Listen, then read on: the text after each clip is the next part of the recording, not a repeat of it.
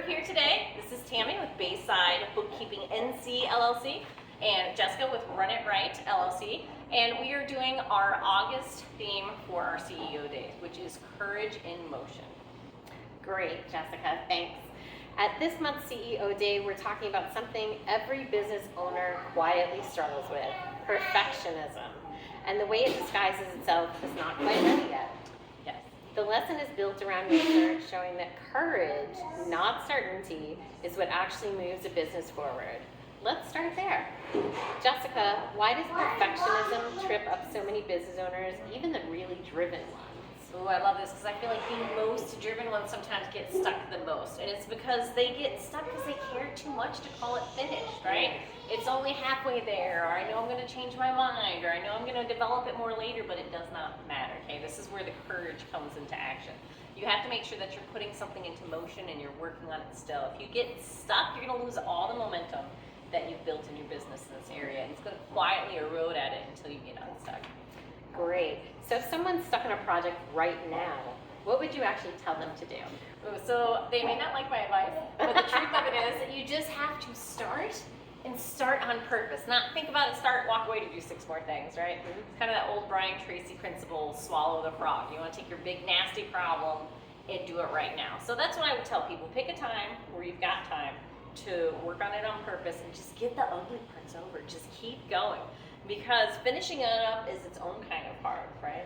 So you're going to build courage from getting it started and going and realizing that this is going to be good, we're going to put it out. But then you're also going to have another set of courage of actually finishing it and putting it out, even if you know it's not perfect or 100% how you want it developed at this time. Well, and I think finishing creates its own kind of momentum as well. So if someone only remembers one thing from CEO Day this month, what do you hope it is? All right, so the one thing I want people to remember is that courage isn't the absence of doubt, it's moving anyway. Being an entrepreneur, a small business owner, is a very emotional journey, right? Everybody I know has had those doubt spiral days, right? Why did I do this? What did I get into? Why did I think this would work? Who was going to collaborate with me on this? It goes on. And that doesn't mean that you don't have courage, right? Courage is taking that feeling and still working on what you're stuck on. And that's what I want people to remember. Great. Thanks so much, Jessica. Yes, thank you. All right, so I always love hearing from you and your finance brain, all right? Now, it's easy to talk about how courage looks in business. You kind of just tackle your problems, but what does it look like for each of us individually with our finances?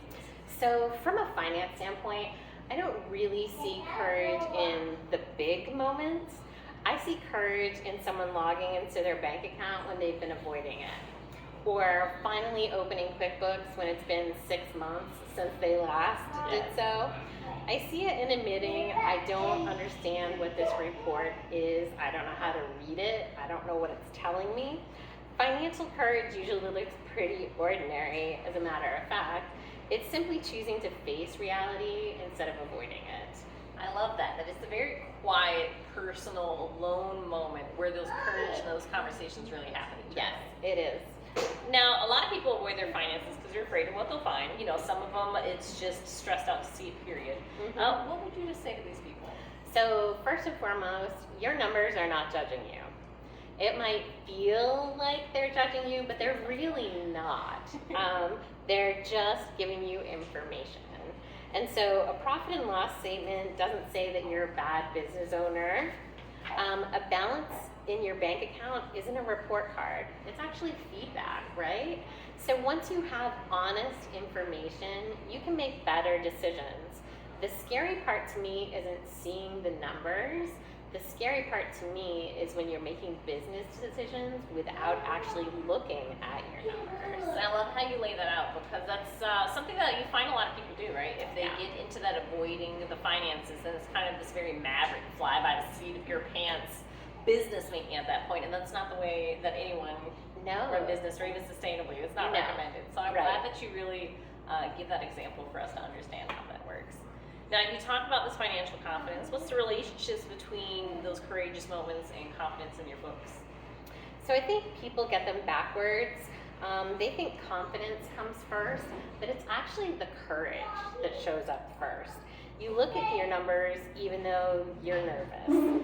You ask the accountant the question even though you feel embarrassed.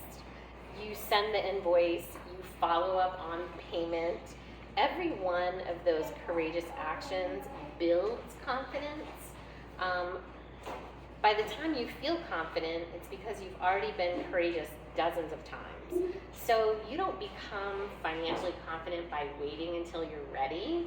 You become confident by proving to yourself that you can handle whatever it is that your numbers are going to show you.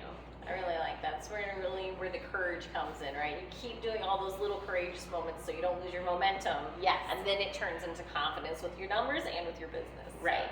Well, thank you so much, Tammy. I always love our talks, and please tune in to join us here in person August 11th for our next CEO Day if you want to jump in and dive deeper on this lesson. We will see you guys around town. Bye.